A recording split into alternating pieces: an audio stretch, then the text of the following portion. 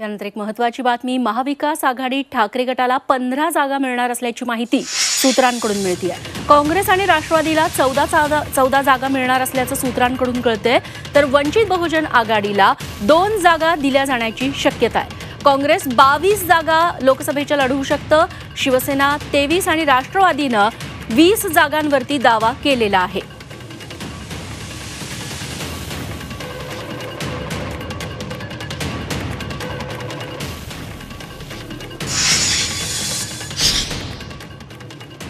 तेव्हा शिवसेना ठाकरे गट 15 जागा लढवू शकतं। जागा वाटपाचं सूत्र आपण बघतोय, काँग्रेस आणि राष्ट्रवादी प्रत्येकी 14 इतक्या जागा त्यांना मिळू शकतात।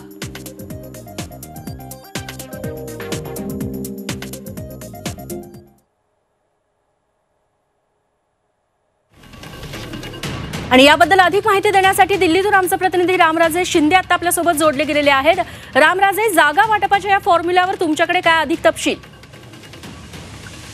बिलकुल, जागा वाटपाच्या फॉर्म्युल्यावरून तर हे दिसते की उद्धव ठाकरे यांच्या गटाकडे जास्त जागा जाण्याची शक्यता आहे, कारण तसाच फॉर्म्युला जो आहे तो आता ठरताना दिसतोय। त्याच्यावर अंतिम निर्णय होणं बाकी आहे, परंतु उद्धव ठाकरे गटानं 15 जागा जे आहेत त्याच्यावर दावा केलेला आहे। खरं तर 23 जागावर दावा केला होता, परंतु 23 वरून 15 वर येण्याची शक्यता आहे आणि राष्ट्रवादी काँग्रेस आणि काँग्रेसला 14 जागा देण्याची शक्यता आहे आणि बहुजन विकास आघाडीला 2 जागा मिळू शकतात। त्यामुळे आता बहुजन विकास आघाडी ही 2 जागेवर समाधानी आहे का हे सुद्धा बघावं लागणार आहे, परंतु या माध्यमातून ही दिसते की सर्वात जास्त जागा ज्या ते उद्धव ठाकरे यांच्या गटाला मिळण्याची शक्यता आहे आणि म्हणून या संपूर्ण महाविकास आघाडीमध्ये मोठ्या भावाची जी भूमिका आहे ती आता उद्धव ठाकरे यांच्याकडे आहे। म्हणजे उद्धव ठाकरेंची शिवसेना जी आहे त्यांच्याकडे असल्याचं दिसून येत आहे आणि आता जी चर्चा चाललेली आहे त्याच्यामध्ये चर्चेमध्ये दावे वेगवेगळे करण्यात आलेले आहेत। काँग्रेस पक्षाने तर 22 जागावर दावा केलेला आहे, शिवसेनेने 23 जागावर दावा केलेला आहे,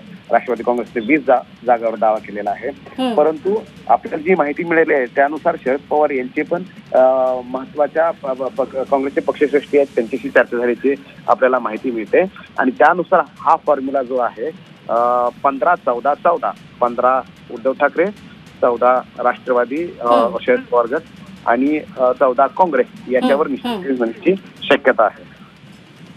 रामराजे, धन्यवाद तुम्ही दिलेल्या या तपशिलांबद्दल।